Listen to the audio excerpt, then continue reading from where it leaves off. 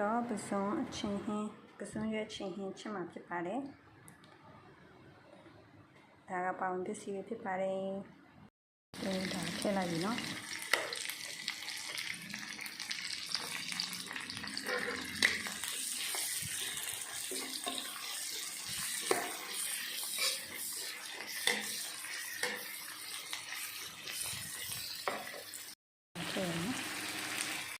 ဒီထဲမှာ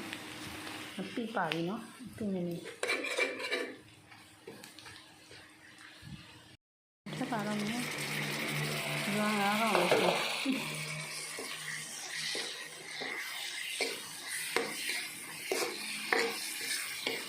ရွာငါးကောင်ဟုတ်ကဲ့3ဘက်တဲ့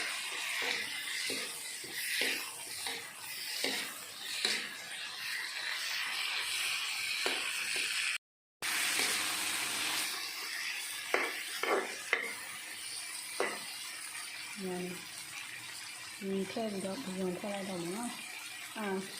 ပစုံရက်ထည့်လိုက်တော့ထည့်ပါမယ်ရှင်ကြားလို့နော်ဒီထည့်ရပစုံရက်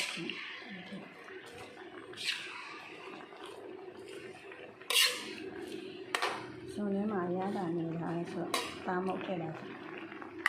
တော့ပဲရင်ထည့်ပါမယ်အုပ်ထားလိုက်ပါရှင်စပလင်ပါအောင်လိုက်ရနော်စပလင်ချောင်းထက်ထည့်လိုက်ဇွန်ညီမှာဆိုလို့ပေါ်နေပြီလို့တားမောင်းနဲ့မပြရရင်ထက်ထည့်ပါနော်ပြီးရင်ရှားနေနေထည့်ပါမယ်ရှားနေနေထုတ်လိုက်ပြီနော်